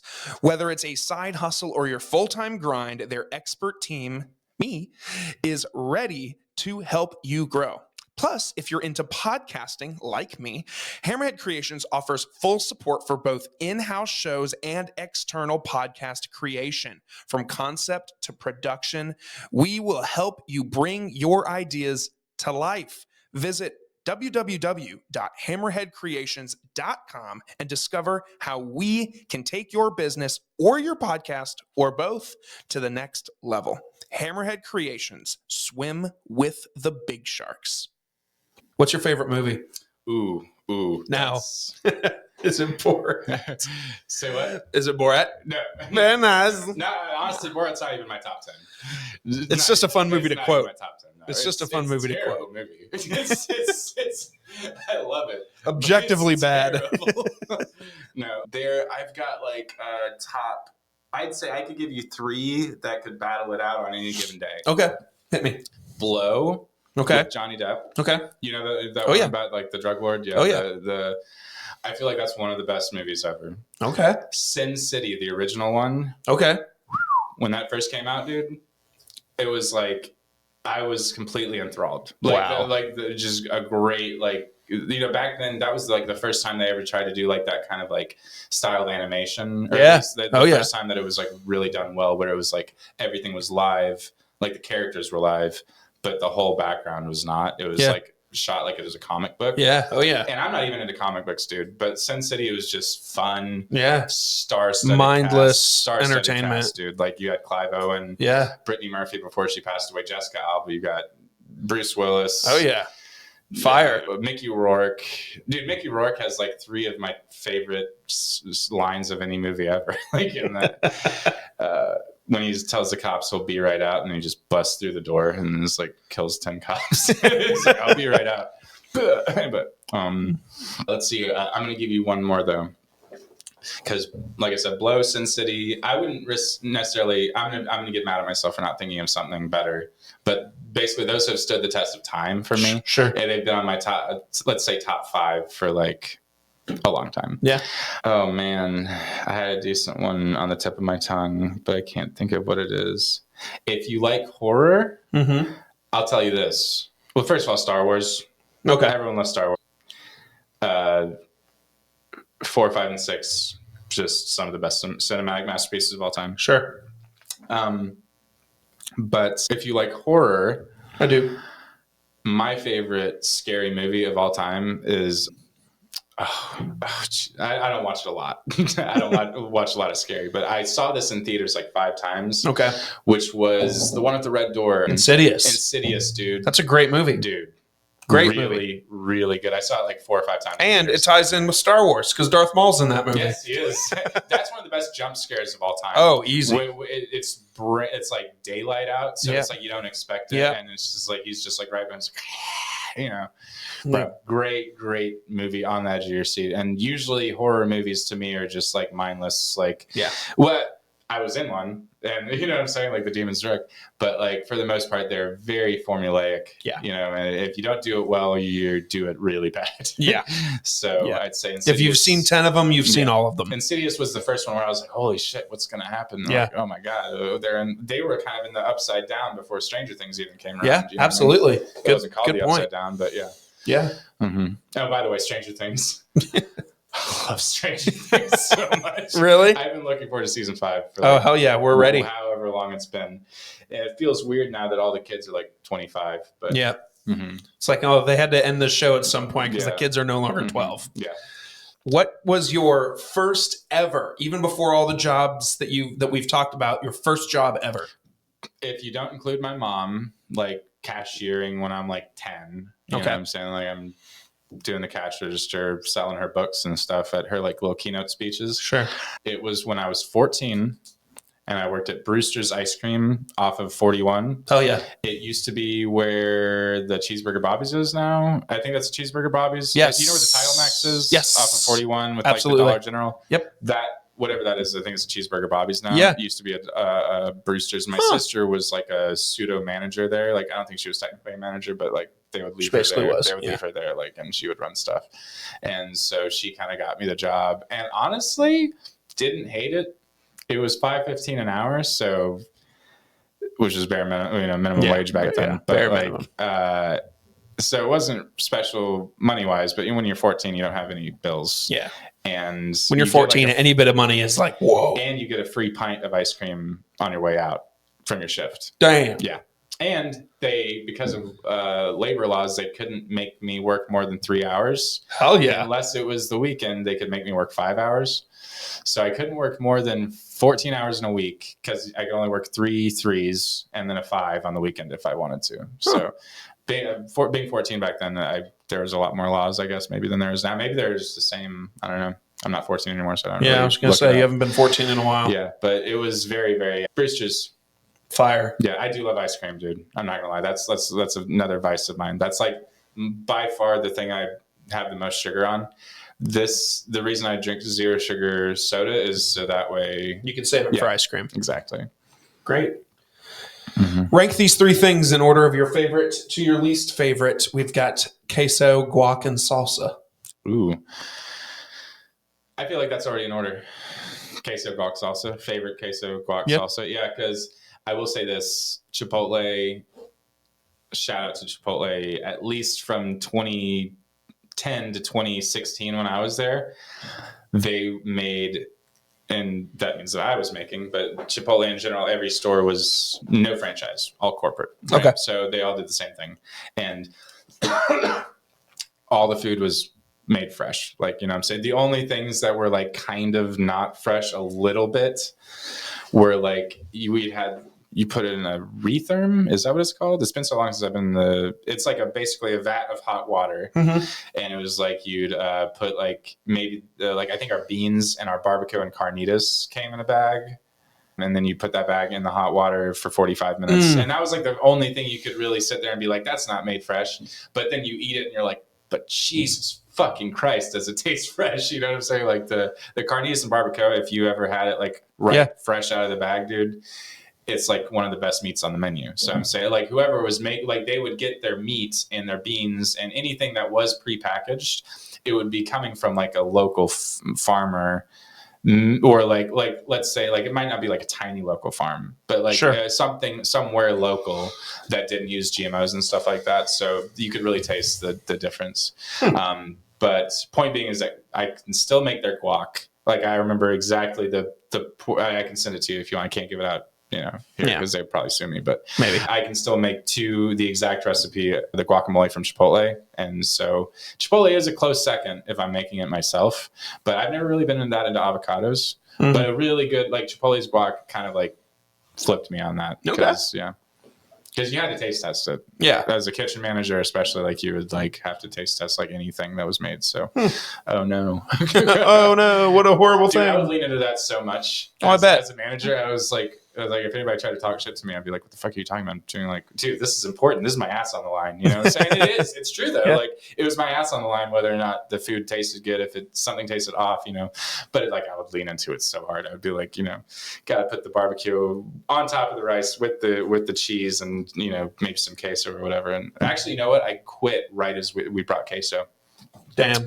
They brought queso. Yeah. I don't think I ever put queso on the line, maybe like for like a month or something, but it was like right around the time I quit was when they introduced queso. But yeah, not much into tomatoes, so I feel like that's why salsa is on the bottom of my list. Yeah, for that. I get that. Mm-hmm. Death row. You're on death row. Mm-hmm. What's your last meal before you get the injection?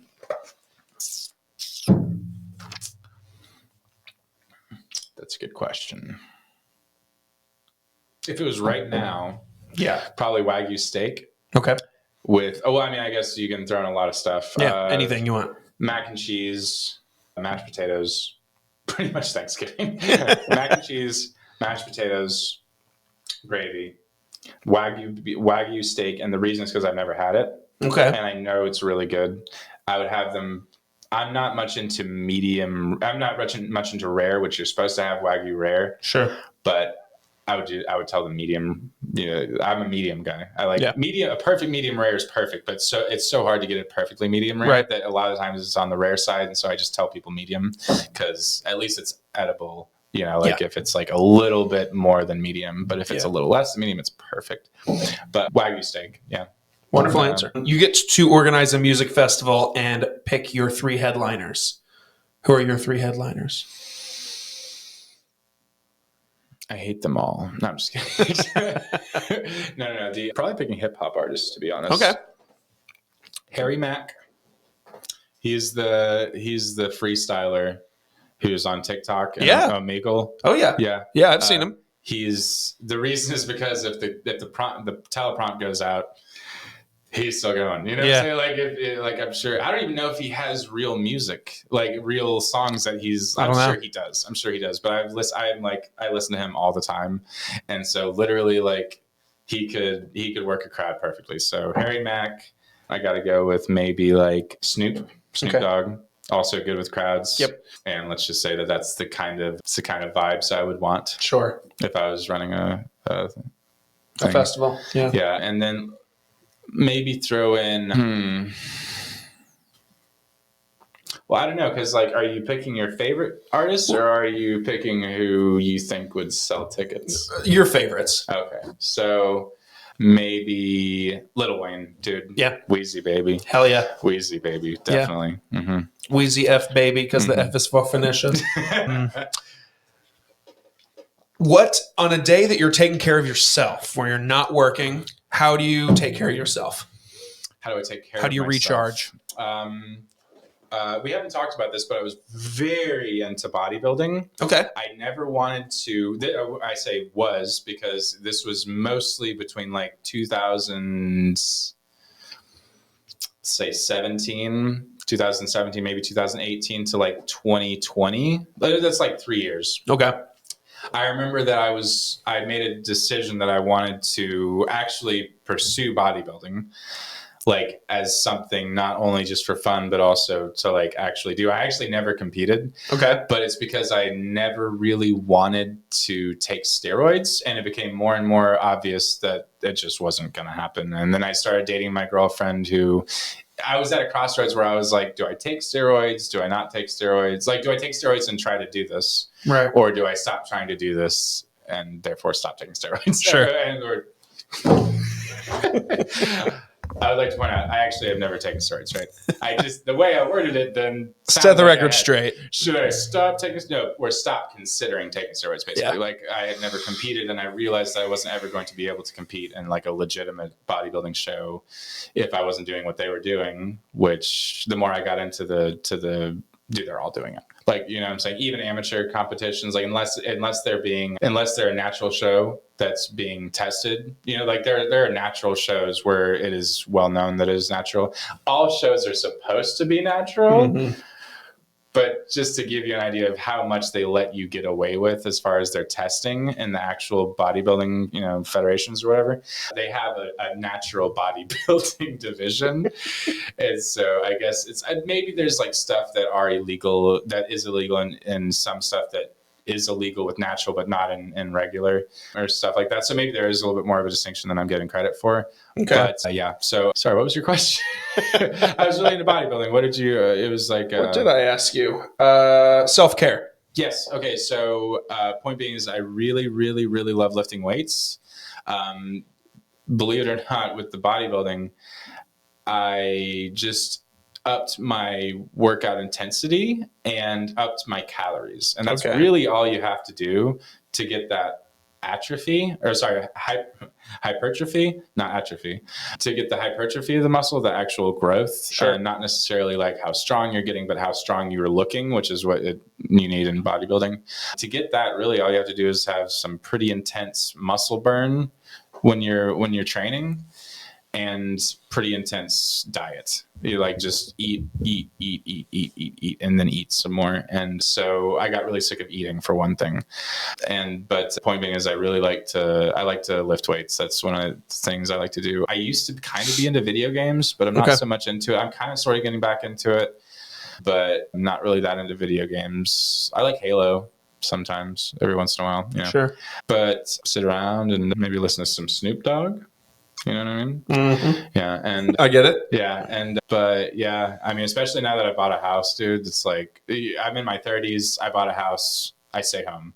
Yeah. You know what I'm saying? Like, I get that. If I don't do anything, like if I'm not doing something like this or like grocery shopping or like, doing Christmas the things. parties or something like that. If there's not a very good reason for me to leave the house, I'm pretty much staying home. I like that. Especially with like the Snoop Dogg analogy. Yes. 100%. Yeah. And so, yeah. Especially, like during the summer, you got to mow the lawn and all that. Yes, you got stuff you can do at the house, but I like to clean stuff like that. Yeah. Oh yeah. Get the house nice and. I like that. Oh, cats, dude. Love cats. Love my cats. Spending time with them. Oh my god, they're little brats, but I don't know what I would do without them. Love that. And hanging out with my girlfriend. She's gonna be back to work soon. Very soon. Tomorrow is her first day. Very excited. Love you, baby. Congrats on the new job and good luck. What's something that very little people know about you? Ooh. Dude, you have YouTube? Yeah. Jamie, look this up. No, I'm just kidding. No. So here's something. You're getting let's say this is pretty exclusive. Okay. Steve Hood cup stacking. Have you ever heard of cup stacking? Absolutely. From like ESPN 8 The Ocho. You know what I'm saying? Like, see like the little 8 The Ocho. Kids. Nice reference. If you can dodge a cup, you can dodge a ball. No, so I used to, Jesus Christ, I think I was in the video that you're about to watch, if you end up pulling it up. It's Steve Hood cup stacking, I believe is the name of the video. It's uploaded in probably 2004, 2006. I was very good at that. I was quite good at it. I wasn't good enough to be on ESPN, but I really wanted to. Like I was so close. Like it's like, is this it? Oh yeah, 100%. That's still my parents' kitchen. That's like, yeah. And as you can tell, the quality of the videos. I mean, it's 2004 for sure.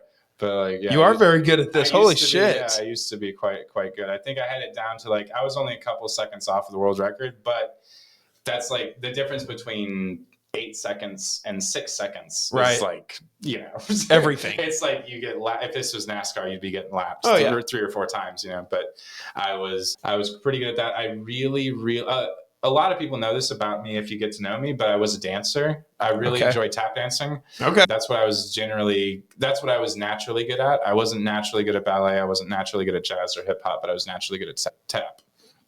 So that was a lot of fun. My mom, the resource center that she ran, and when it was located in Ackworth, it was in like a little strip mall, and the next business over was a dance studio, and we became quite good friends with them, and they would barter classes for classes. So I would just, have my pick of whatever I want to take over there, and it actually helped my baseball a lot because I was a first baseman. And so I got very flexible for a kid, especially a male. Yeah. And so I could do the full splits Okay. And I was already quite good at baseball. So like at first base, I would like do those little short hop picks, a lot earlier than like a lot of kids were doing because I like had a growth spurt or whatever. And I was so obsessed with baseball, dude. I would throw a tennis ball to, brick wall and just do like short hops all day. Sure. So it was just what I loved to do. So I was pretty good at it. And then you add in the fact that once I started doing dance, I could do the full split. I would like do full splits, like, because a lot of these kids are like throwing it kind of left and right because we're like 8 and 9 years old, you know what I'm saying, 10 years old. Mm-hmm. So they haven't finally tuned their throwing skills yet. And so that came in handy quite a lot that I could do the splits. But yeah, dance, man. But not everybody knows that. I'd say like I let you know after usually about a year or two of knowing me. Mm-hmm. Very cool. Yeah. So lots of fun. I'm not going to lie. Yeah, that's really cool. Dancing is fun. Where do you draw the line at jokes or at anything? I mean, if I were to say something, where would you stop me and say none of that? On camera? Like just if we were out and about. Ooh, that's a good question. Like what, I hate using this word, but because it's so overused, but like what triggers you?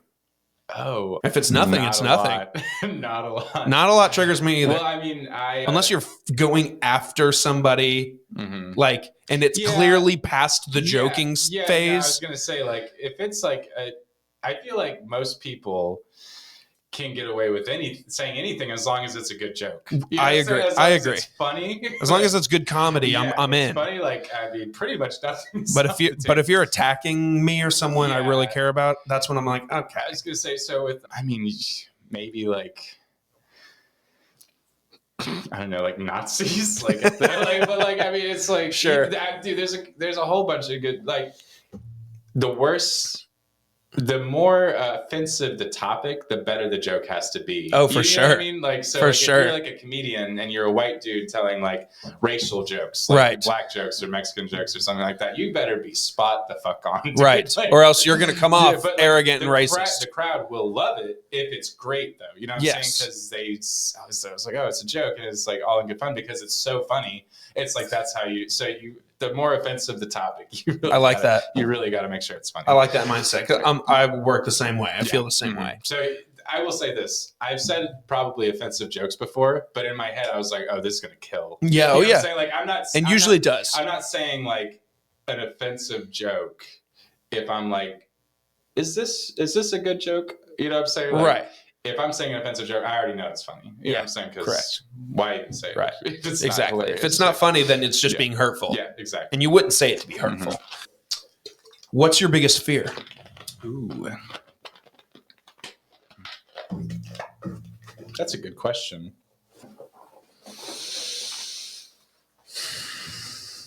A lot of people have this one. This is up there. Heights. But here's the thing. I like flying. You know, I like flying on planes. Sure. But like, I feel very uneasy if I'm like at the top of like a skyscraper. You know what I'm saying? Like it's beautiful, but like you just feel a sense of like, I'd say falling from tall heights. I'm not scared of heights. I'm scared of falling from heights because I don't feel like I'm going to fall from a plane. No. You know what I'm saying? So I have zero worry about that, but it's like, 30,000 feet in the air. Sure. But I don't know, maybe like the government. I don't know, the government. That's a fair concern. Yeah, no, legit. Like, I mean, and it doesn't even have to be the U.S. government. It could just be governments in general. Yeah. And then lastly, what's success look like to you? Pretty standard. What most people would say would be like you manage your own time for the most part. No, very few people completely have total freedom with their time. Yeah. So even if you manage your own time, you don't have freedom of time because you still have to work. You know what I'm saying? It's like, sure. If I get a phone call and I want to land that job, like if somebody leaves me a voicemail on a weekend or something, if I want to get that job, I have to call them back. You know what I'm saying? But like at the same time, I don't have to do it right then. Right. I can do it later. And so like I'd say like most people would feel a huge amount of success if they were financially stable, even if they aren't rich, if they're financially stable, especially as a man. And this is like a whole nother topic. I don't want to go too much into like whether, if there's like differences between males and females, but I can only speak as a man. As a man, I have this extreme urge to provide. And so it's something I saw my dad do growing up. And so like with my girlfriend, for example, I would almost tell her, I was like, really, really think about what jobs you want to take. Like, I don't want you to feel pressured into, even if I was like, I'm not rich by any means, you know what I'm saying? But like, I want to do that. I want to provide for them. That's also why I think I love animals so much. Is that like, it's, you're taking care of something. And pretty much every animal I've ever had was an animal that was like in a storm drain or like, meowing in the woods in a bag or something like that. And what did you ask that got me off on this tangent about success? Oh yeah. So I would say as especially through the lens of your typical American man, if you've got a couple people who rely on you and you're still handling it, like I said, even if you're not rich, if you got a wife or a couple kids or 4 or 5 dogs whose lives would be very, very much worse if you weren't around, I'd say that's a huge part of success. Money. Yeah. I like that. Can't forget about the money. Can't forget about the money. Yeah. Mm-hmm. Steve, obviously. What's up? Now I'm going to give you the place where you can look into the soul of the camera and advertise yourself. Now is your commercial for your business. Go for it. Got you. Well, thank you very much, first of all, for the opportunity, and thank you for everybody who's been listening. But essentially, Screen Porch Solutions LLC, and it is fully insured. One-man show, no employees. So at this point, if you're listening in, December of 2024, if you call Screen Porch Solutions LLC, you will receive me, who has 7 years of screening experience and nothing but screening experience. You will not get my apprentice. You will not get some guy that I found on Marketplace who says he can screen for me. I'm not going to send you different contractors who I am subbing out. You will get me and nobody but me. And like I said, 7 years of experience with screens and nothing but screens. So I service, I would say, anywhere from like South Atlanta area to as far north as, let's say, Cherry Log or just Blue Ridge kind of. So, and everywhere in between. So, yeah, I was about to say I'm very, very appreciative of any and all customers I have, whether it's like a $5,000 job or a $200 job or something like that. It's just one of those things. I'm just happy to be able to work for myself and not have to go clock in for some person who doesn't give a fuck about me. You know what I'm saying? I like that. So Monday through Friday, I've lived that lifestyle where, you have to put up with somebody else's BS. And I just think for both me and the customer, it's nice for us to have a few less people involved where it can just be like, do you want to work with me? Sure. Do I want to work with you? Are you insured? Yes, you are. Okay, excellent. What day can you do it? Right. I actually have a pretty high, let's say, percentage of customers I close, for lack of a better term, because if, you're already hitting me up, I don't advertise. So if you're hitting me up, there's a reason. Usually it's like I come, highly recommended, and you were like, I think I'll give the small company a chance over the big company. So it seems like they've already kind of made up their mind almost, as long as I can look them in the face and explain what the ins and outs are of everything, and they get a good vibe from me. Then But yeah, I pretty much always end up liking my customers, and like we talked about earlier, if I don't get a good vibe from them, we can always just kind of lose touch. You know what I'm saying? I've been ghosted by potential customers. I've ghosted potential customers, like it happens. It is what it is. Sometimes you don't want to work with the contractor doesn't want to work with you. And it's probably a blessing for both parties when that happens. Yeah. Because I know a lot of people have a lot of horror stories with contractors that they've worked with, and they usually say, oh, well, I saw, the signs, but I just kind of, ignored them. Yeah. So. But yeah, I definitely appreciate, like we were saying, there's no such thing as bad press. And I appreciate you letting me come on here and talk about the business a little bit, talk about my mom, talk about Thanksgiving and all that stuff. And I certainly had a good time talking with you.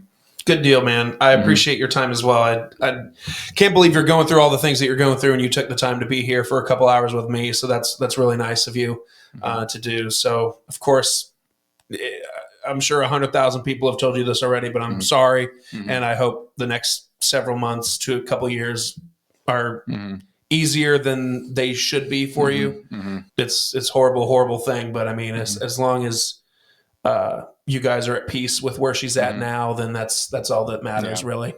But yeah, thank you for being here. Thanks for a fun conversation, a really fun conversation, a really cool one. I learned a lot about you, another local business owner that is great in their field, but also just at their core is a really cool and a good person, I can tell. I appreciate it. So thank you for bestowing some of that wisdom on me and for being here and for, just giving me your time. I appreciate it too, man. Like I said, it takes one to know one. So like you seem like you're a super, super cool guy and you're out here trying to help people with their businesses and just kind of doing your thing. And I very much respect that. It's nice to see somebody doing what they're good at, what they're passionate about. So absolutely, my friend.